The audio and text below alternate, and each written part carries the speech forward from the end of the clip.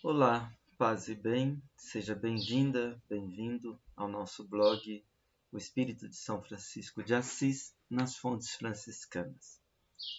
Esse é o nosso 101º encontro e nós hoje iremos, mais uma vez, refletir a respeito da admoestação 18 que está nos escritos de São Francisco de Assis.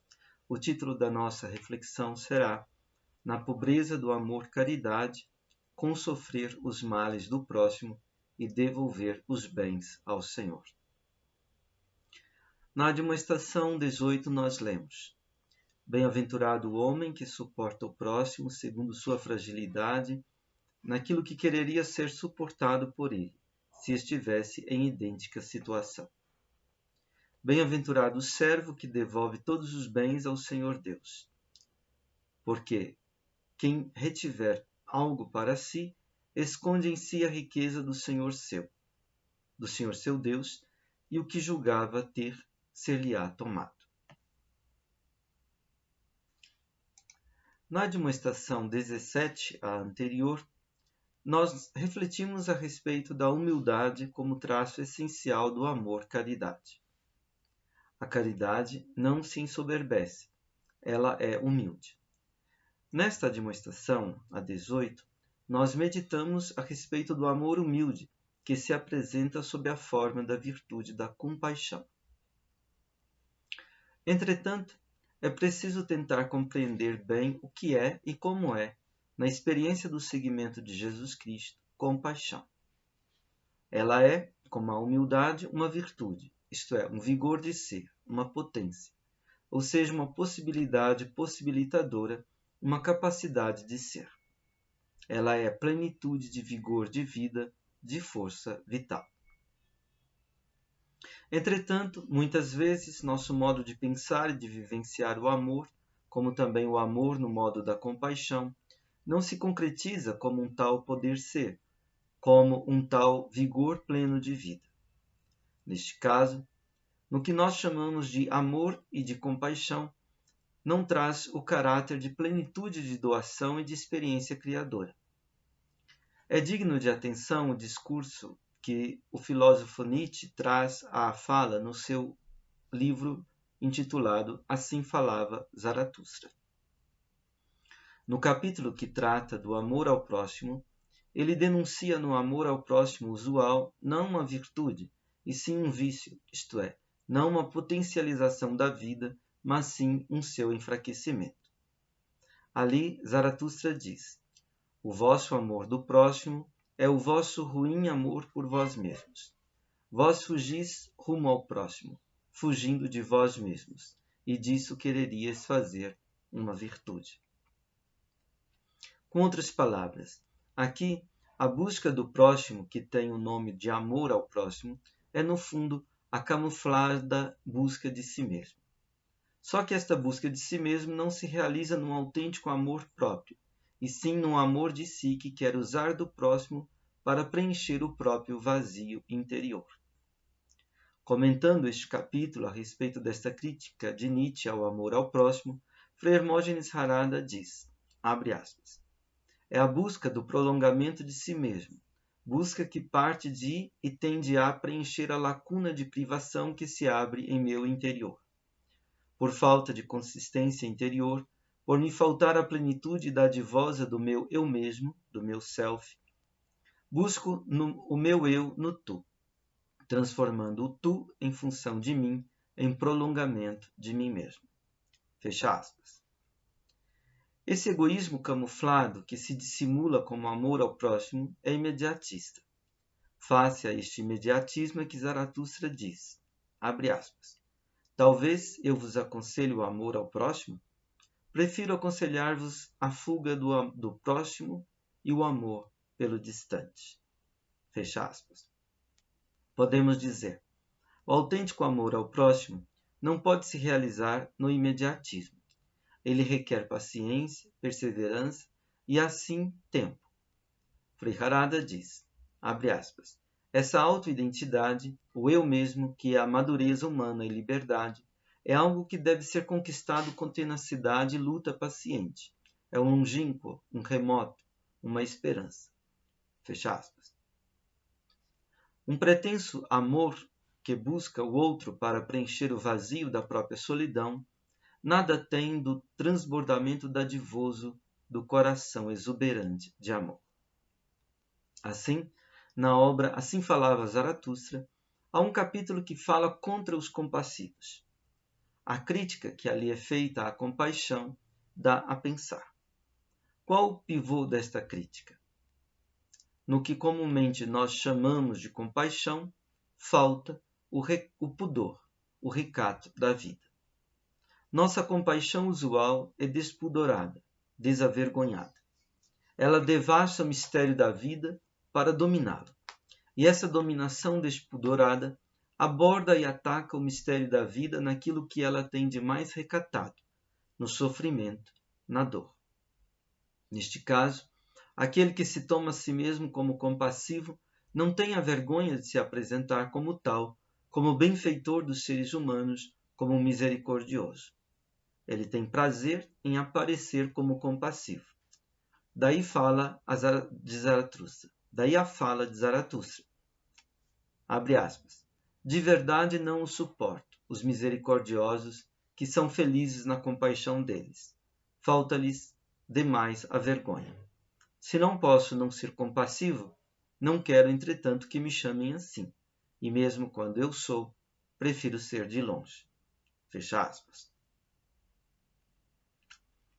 Em um texto sobre a moral cristã e o ressentimento, um outro filósofo, Max Scheler, responde e enfrenta a suspeita ou mesmo a denúncia do amor cristão como a florescência mais sutil do ressentimento.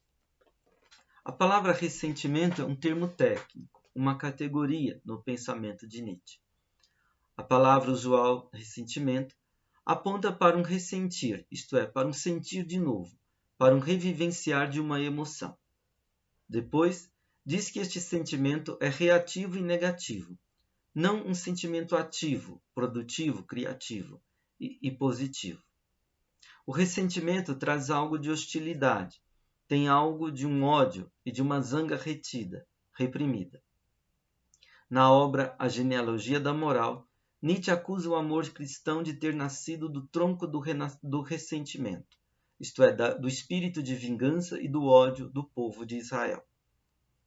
Na moral cristã, que seria uma moral dos fracos e não dos fortes, dos vis e não dos nobres, dos escravos e não dos livres, a ação nasceria de uma reação, de uma hostilidade à vida, que não pode ser plenamente vivida. A ação dos ressentidos seria incapaz de dizer sim à vida. Entretanto, será mesmo que o amor ao próximo e a compaixão do discípulo de Jesus Cristo nasce da falta de vigor de vida e do ódio contra a vida e seu movimento de autopotencialização? Primeiramente, Max Scheler aponta para a grande revolução na ideia do amor operada pelo cristianismo em referência ao mundo antigo. Entre os antigos gregos há um axioma, ou seja, um princípio de compreensão, segundo o qual o amor é um aspirar do mais baixo ao mais alto. O amor é, assim entendido, como aspiração e desejo do belo e do bem. O amor é força cósmica que une todas as coisas numa espiral que aspira à plenitude do belo e do bem. No universo, tudo corre atrás de e concorre por esta plenitude. O primeiro motor do universo, o Deus de Aristóteles, ele movimenta tudo e todos, como o amado movimenta o amante. Entretanto, é de se duvidar que ele ame. Se o amor é desejo e aspiração, e se desejo e aspiração implicam em falta, ele não pode amar. Ao que parece, o Deus de Aristóteles não ama, pois seu viver é pleno. Se seu viver e sua felicidade consistem em pensar a si mesmo. Um Deus amante é para os gregos um ferro de madeira, uma contradição entre substantivo e adjetivo. Não é assim o Deus de Jesus Cristo. Na mensagem de Jesus Cristo, o movimento que caracteriza o amor se inverte. O mais alto, na sua nobreza, desce ao mais baixo. Ele se condescende. A encarnação e a cruz são obra da condescendência do Deus nobre e rico em misericórdia. Os padres da Igreja falavam dessa syncatabasis, condescendência. Ele não teme perder algo de sua riqueza ao descer à nossa indigência e miséria e ao vir em nosso socorro. Max Scheler diz, abre aspas, Deus não é mais nenhuma finalidade eterna e inerte para o amor das coisas, como uma estrela que movimenta o mundo como o amado movimenta o amante. Sua essência mesma tornou-se amar e servir, e pela primeira vez, a partir daí como consequência, criar, querer, efetuar. Em lugar do eterno primeiro motor do mundo apresenta-se o Criador, que o criou desde o amor. O monstruoso para o homem antigo, o puro e simples paradoxo, segundo seus axiomas, sucedeu-se na Galileia. Deus desceu espontaneamente aos homens e tornou-se um servo, morrendo na cruz a morte do pior dos servos. Com isto, esta frase se torna sem sentido. Deve-se amar os bons e odiar os maus, amar o amigo e odiar o inimigo. Não existe mais nenhuma ideia de um bem mais elevado que teria um conteúdo para além e independente do ato de amor mesmo, bem como de seu movimento. O próprio amor é a melhor de todas as coisas. Não uma coisa de valor, mas um ato de valor. O próprio valor do amor enquanto amor é o summum bonum, agora. Não enquanto o que ele efetua e realiza, mas de modo a que toda realização tenha valor apenas enquanto símbolo, fundamentos do conhecimento do seu ser na pessoa. Fecha aspas. Seguimos nossa reflexão. O poder de um Deus amor não é menor quando ele mostra misericórdia, condescendência, compaixão a partir de seu amor gratuito.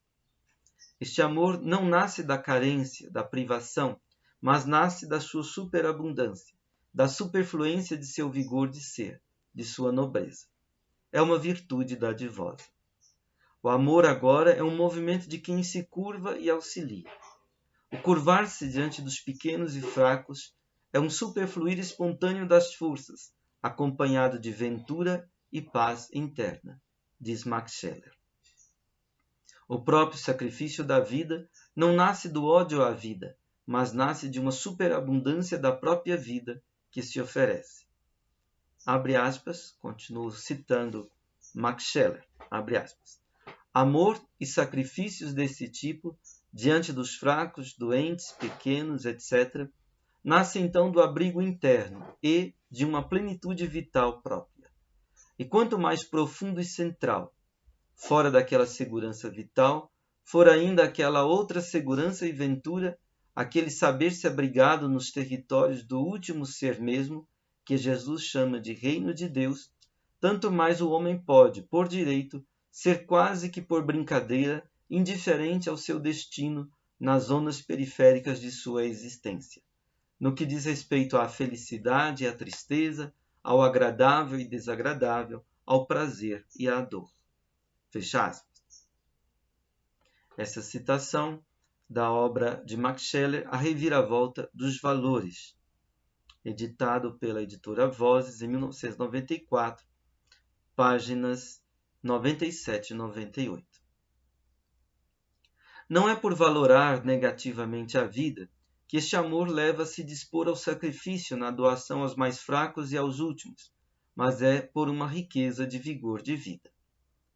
São Francisco é um exemplo disso. Vamos citar novamente um novo texto desta obra de Max Scheler, A Reviravolta dos Valores. Abre aspas.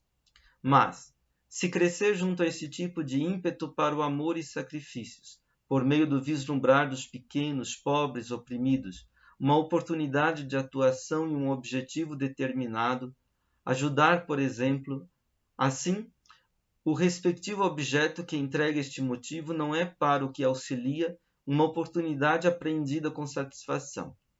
Não é um afundar-se nas manifestações da pobreza, do que é doente e feio, etc.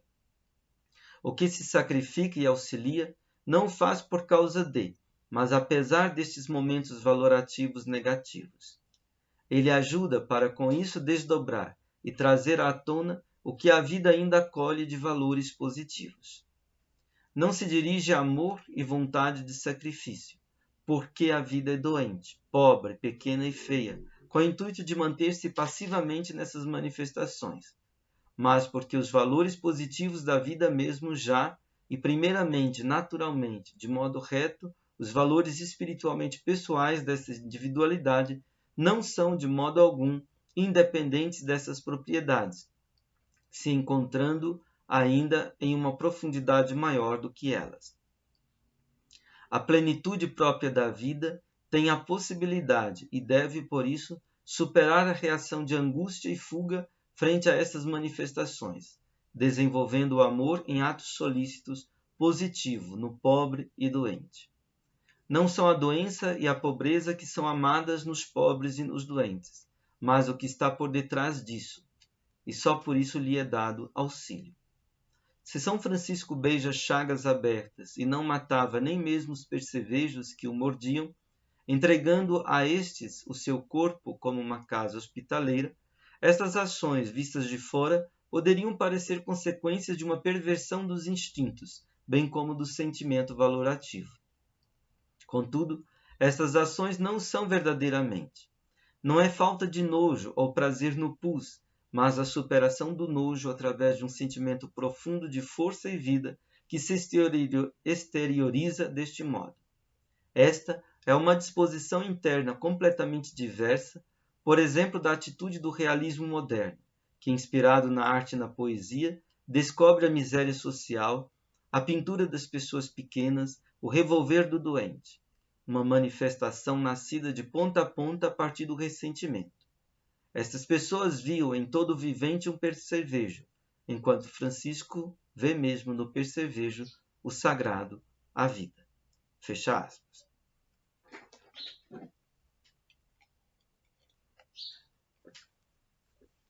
Assim, a compaixão de Jesus e a compaixão dos discípulos de Jesus, à medida que nasce da sintonia e da simpatia com o Mestre, não é algo que nasce do ressentimento. Pelo contrário, nasce de uma superfluência do vigor de viver. A admoestação 18 aponta nesta direção.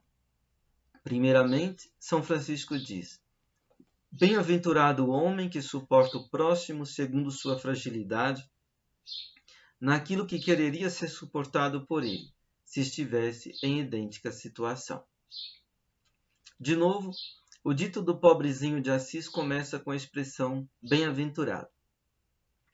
Bem-aventurança não é a felicidade no sentido de um sentimento momentâneo de alegria, de satisfação ou de prazer. Bem-aventurança é felicidade no sentido da consumação de um caminho historial de vida. É o bom êxito e o frutificar do projeto da existência. O ser, ou viver humano, é um ter que ser. Tudo que nos é dado, com o nosso fato de ser e com o nosso modo de ser, tudo que a vida nos oferece, nos é concedido como tarefa.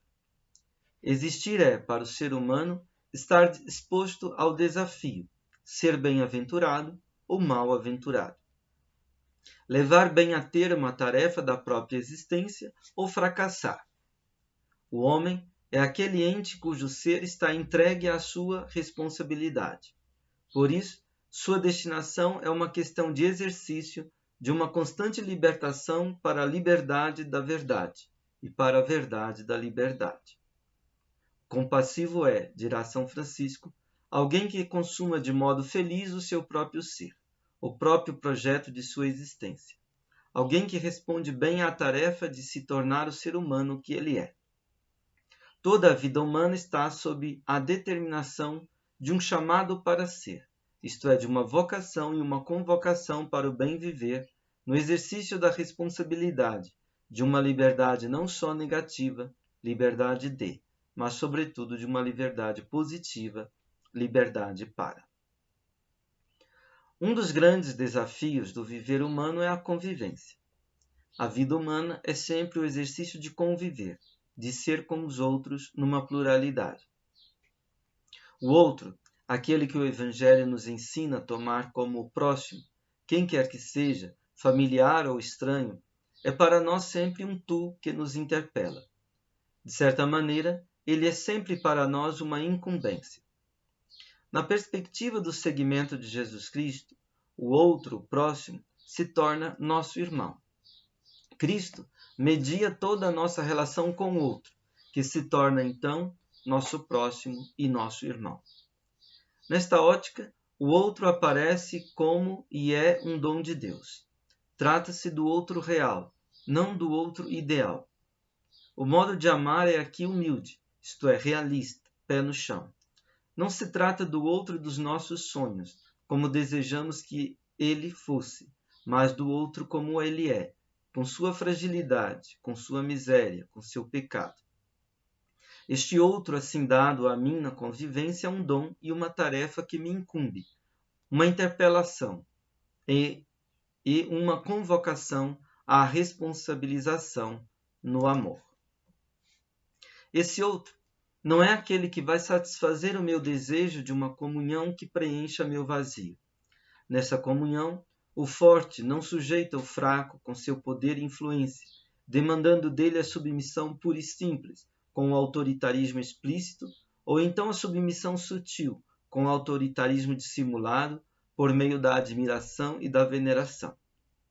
O amor-gratuidade não domina o outro, ele serve ao outro. Amar o outro é aqui servi-lo segundo a verdade. Neste amor que vige na comunhão com o próximo em Cristo, o outro é poupado de todas as minhas tentativas de condicioná-lo, de constrangê-lo, de dominá-lo com o meu amor-desejo. O outro real é amado por aquilo que ele é, ou seja, como um irmão pelo qual Cristo se fez homem, sofreu a paixão e a morte de cruz e ressuscitou. Neste amor, o que o discípulo ama não é uma imagem do outro, uma fantasia do que ele é ou do que ele deveria ser. Neste amor, o que o discípulo ama é a verdadeira imagem do outro real, com suas fragilidades, no qual, porém, ele vê a pregnância da imagem de Cristo. O olhar para com o outro é agora um olhar respeitoso. Não é um olhar de despudorado, de curiosidade, que continuamente devassa a vida do outro para julgá-lo, condená-lo, enquadrá-lo, sujeitá-lo. O outro não é para ser configurado segundo a minha imagem. Ele é alguém que pode livremente desdobrar o seu poder ser, deixando aparecer a imagem de Deus em si. Dietrich Bonhoeffer, teólogo protestante, no seu livrinho sobre a vida comum, dizia: não posso nunca saber antecipadamente como resulta a imagem de Deus no outro, mas, seja como for, se trata sempre de algo novo, de uma figura que se funda sobre a livre criação de Deus. Fecha aspas. O discípulo de Jesus se põe como menor face aos outros. Ele se considera a si mesmo o maior dos pecadores. São Francisco assim se tomava. Também a imitação de Cristo, de Tomás de Kempis, insiste nisso. Mas esta atitude não nasce de um complexo de inferioridade face aos outros. O complexo de inferioridade é um complexo de superioridade invertido. É soberba retida e reprimida, que retorna camuflada. Ela nasce, essa atitude, de um realismo, o da humildade. No realismo da humildade, o discípulo de Jesus se toma a si mesmo como aquilo que ele é, como nada. É no nada, é nada, antes de tudo por ser criatura. Tudo que a criatura é, tudo que ela tem de ser, ela recebeu do Criador. É nada, também no sentido de ser pecador. O pecado, com efeito, é um nada. Não é um nada criativo, mas um nada destrutivo. Por sermos pecadores, nós já sempre compactuamos com o nada aniquilador. E por isso, não temos o direito de nos gloriarmos de qualquer bem que Deus diz e opera em nós e através de nós.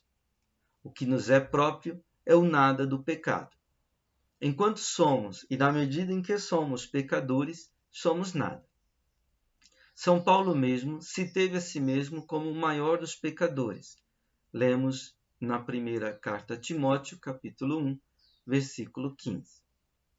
O teólogo Dietrich Bonhoeffer comenta: não pode haver verdadeiro reconhecimento dos pecados se não se chega a isso. Se o meu pecado me parece de qualquer modo inferior ao dos outros, menos reprovável, não reconheço absolutamente o meu ser pecador.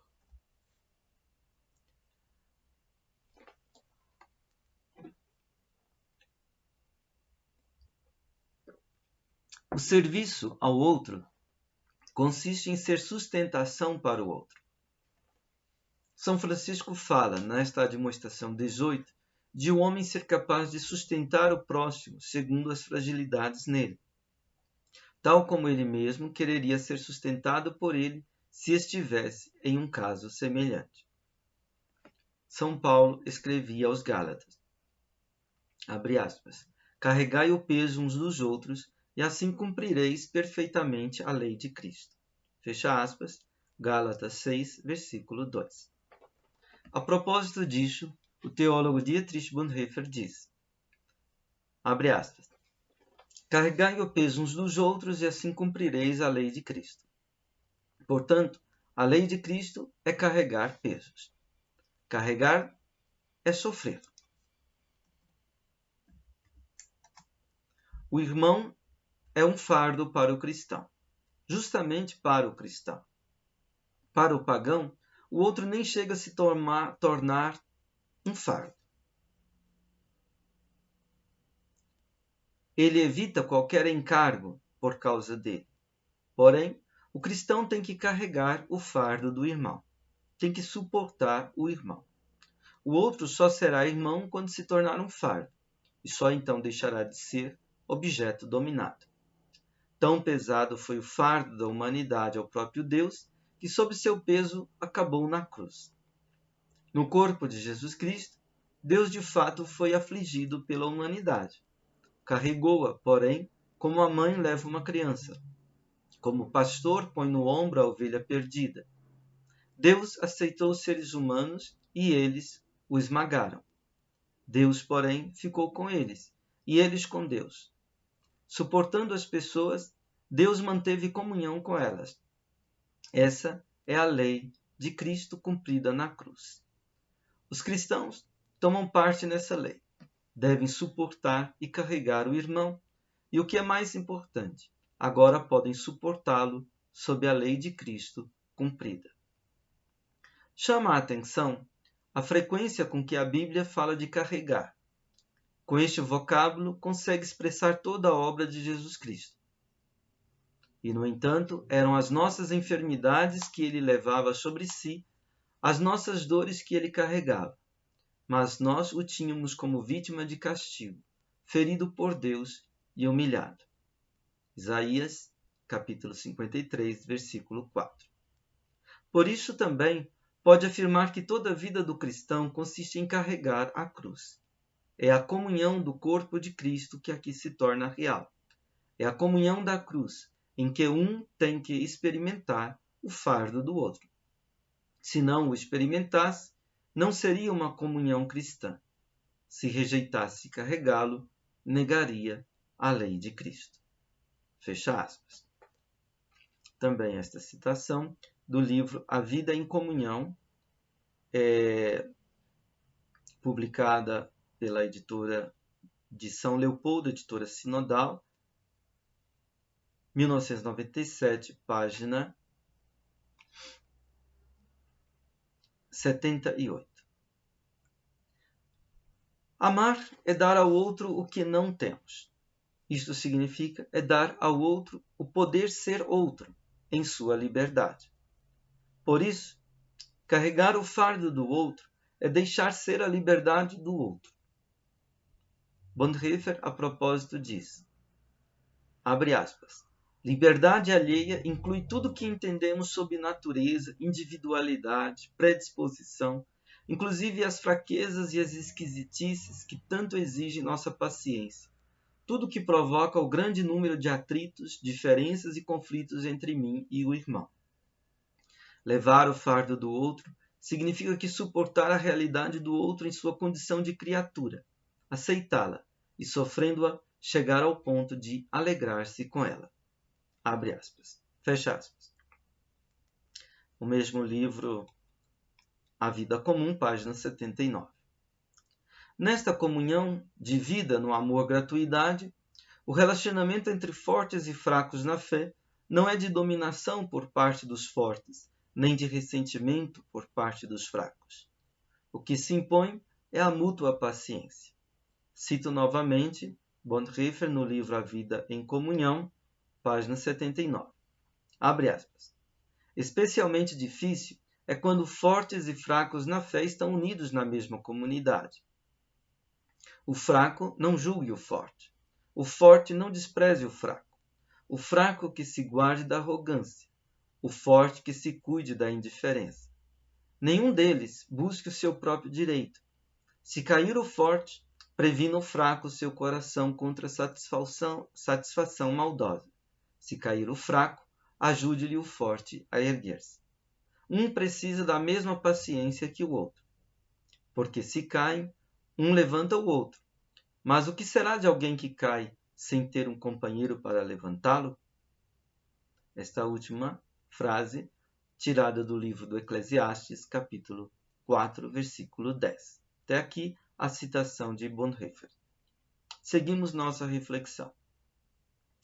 Lembremos que o opúsculo Sacrum Commercium, que celebra a memória da Senhora Pobreza, recorre a este mesmo dito do Eclesiastes para falar da importância de ter irmãos que sejam companheiros no caminho do seguimento de Jesus Cristo pobre, humilde e crucificado. Suportar o outro em sua liberdade também implica em suportar o abuso da liberdade por parte do outro, ou seja, o pecado. Pecar é, com efeito, não o uso apropriado da liberdade, é o abuso da liberdade. Pecar é usar a liberdade para anular a liberdade. É um modo de pôr o ato livre que trai a dinâmica de libertação para a liberdade da verdade e do bem. Suportar o outro segundo a sua fragilidade nele também implica em suportar o outro em seu pecado. Abre aspas. A liberdade do outro junta-se o abuso dela no pecado que, no irmão, se torna um fardo para o cristão. Suportar o pecado do irmão é mais difícil do que suportar a sua liberdade, pois com o pecado é rompida a comunhão com Deus e com os irmãos. É nesse ponto que o cristão sofre o rompimento da comunhão no outro, estabelecida em Jesus Cristo. Por outro lado, é nesse suportar que também se revela toda a graça de Deus. Não precisar desprezar o pecador, mas poder suportá-lo, significa não precisar dá-lo por perdido, mas poder aceitá-lo e manter com ele a comunhão por meio do perdão dos pecados. Fecha aspas. Esta citação, na mesma página 79 do livro Vida em Comunhão. São Francisco fala não somente de suportar o próximo segundo a fragilidade nele. Diz também que este suportar deve ser de tal modo que o homem que se põe nesta atitude coloca como medida e como modo de sustentação para o outro a medida e o modo que ele quereria receber do outro, como se fosse ele quem devesse ser suportado naquela situação. A respeito disso, Frei Harada comenta. Abre aspas.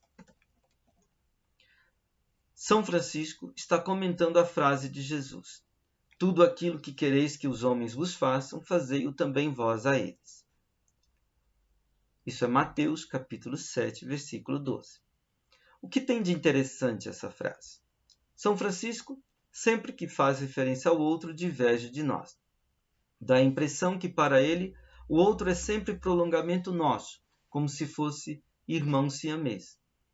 O irmão siamês tem sempre, em tudo, um companheiro chato, mas os dois são uma coisa só. Um é prolongamento do outro. Então, no fundo, tudo o que quero fazer para mim o faço a ele, porque tudo o que fizer ou não fizer, volta para mim.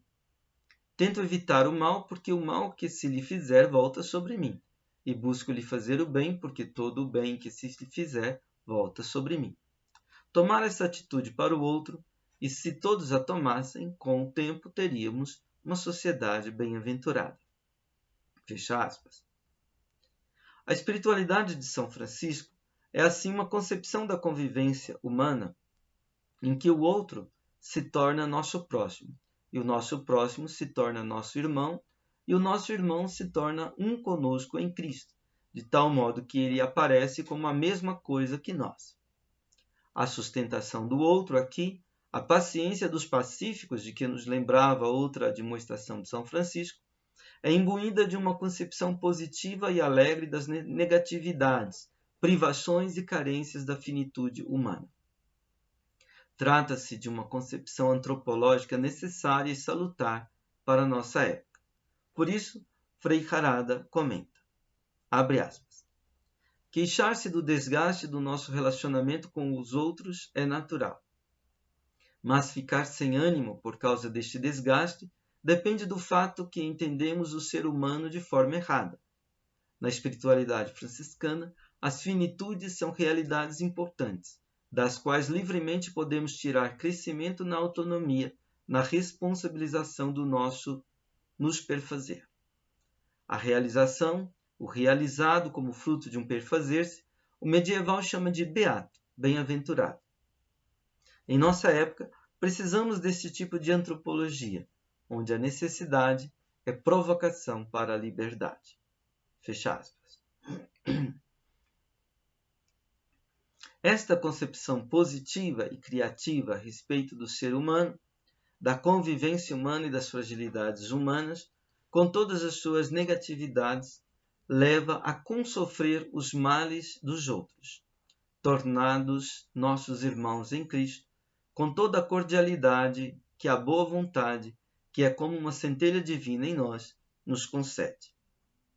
Esta concepção, porém, está enraizada numa concepção de Deus como sumo bem. Tudo é dom de Deus. Todo o bem que acontece no universo, em nós e entre nós, vem de Deus. A gratidão, por sua vez, restitui a Deus todo o bem que passa através de nós e que repercute no universo. A segunda parte da demonstração 18 nos lembra disso. Ela nos recorda a pobreza do espírito, pela qual nós não nos apropriamos do bem para nós, não o atribuímos a nós, mas apenas o devolvemos a Deus em atitude de louvor e gratidão. Diz São Francisco, abre aspas, bem-aventurado o servo que devolve todos os bens ao Senhor Deus. Porque quem retiver algo para si, esconde em si a riqueza do seu Senhor, do Senhor seu Deus, e o que julgava ter, ser-lhe-á tomado. Fecha aspas. Aqui uma textura de textos da Sagrada Escritura, Tobias 13:12, Mateus 25:18 e Lucas 8:18. Continuamos nossa reflexão. O bem não nos pertence. Não pode ser reduzido a título de posse nosso. O bem provém de Deus e todo o ser no universo é uma dádiva boa que ele põe em obra. O bem que muitas vezes vem do próprio mal. O bem que surge em nós através da suportação, da sustentação dos males do outro. Frei Harada assim resume esta concepção. Abre aspas. Para o medieval, todo ser, pedras, plantas, animais, homens, anjos, astros, o universo todo, tudo era de alguma maneira vivo, perpassado, atravessado, permeado pelo dom de Deus. E toda criatura tinha de maneira própria e específica a tarefa de corresponder, de se dispor a este dom. Para eles, um ente não estava separado do outro. Eram diferentes níveis de uma mesma participação. Quanto mais um ente dentro de seu específico se dispunha a Deus, mais Deus podia se revelar no seu vigor. E se um ente se desligava dele, o rejeitava ou se apossava dos dons de Deus, ou não os fazia frutificar por preguiça, defraudava o vigor de Deus. É dar a Deus o que é de Deus, a afirmação de Jesus que tem por trás a concepção de uma fraternidade universal, comunitária e cósmica. Fecha aspas. Seguimos para a conclusão. O consofrer os males dos outros está fundado na positiva perspectiva de que isso nos leva a promover uma maior comunhão no bem. A comunhão no ser é, afinal, uma comunhão no bem, e tudo é dom. O pensamento franciscano é a concreção da concepção de tal koinonia, de uma tal comunhão no bem, na gratuidade. Toda a nossa atitude face às fragilidades dos outros deve ser sustentada pela positividade desta concepção. Terminamos com uma citação de Frei Arada, diz assim, abre aspas, não seria então interessante pensar, como São Francisco, se somos nada, tudo o que podemos fazer é ter boa vontade e amar. Por não sermos ilhas, um cá e outro lá, mas por pertencermos como que a um grande corpo de recepção de Deus, somos convocados a cooperar e trabalhar aqui ou lá, aqui ou ali, nesta ou naquela situação. Todo o trabalho feito em mim de transcender a mim mesmo, de me dispor, é fazer o bem ao outro. A reação que tenho contra o outro que faz o mal não pode ser qualquer reação, porque aquilo vai voltar sobre mim e vai fluir em todo o universo. Se Deus opera ali, naquela situação, e não é correspondido, por não sermos indivíduos fechados, mas diferentes canais de um mesmo órgão, eu fico triste porque se trata da minha causa. Se alguém desafina, todo o resto desafina. Se afina, todo o resto afina. Se um toca bem, eu estou tocando bem. Se eu toco mal, o outro toca mal. Assim, no pensar de São Francisco, pelo simples fato de alguém trabalhar em si, ele já se torna responsável pelo outro. Fecha aspas. Talvez, agora o nexo entre as duas bem-aventuranças desta demonstração tenha nos ficado mais claro. Que este ensinamento se realize em nossas vidas. Muito obrigado pela sua atenção, pela sua paciência. Paz e bem. Até a próxima oportunidade.